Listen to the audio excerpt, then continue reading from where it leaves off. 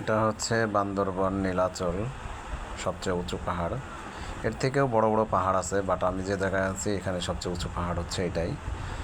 প্রায় জমিন থেকে 670 মিটার উঁচুতে আছি, যা ফিট অনুযায়ী 2200 ফিটেরও বেশি।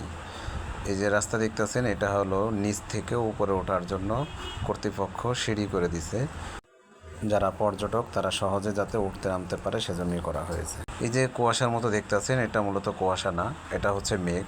আপনি যখন এখানে আসবেন তখন দেখবেন হালকা শীত লাগে, যত গরমই আসেন না কেন এখানে আসার পরে আপনার শীত লাগবে, ঠান্ডা লাগবে।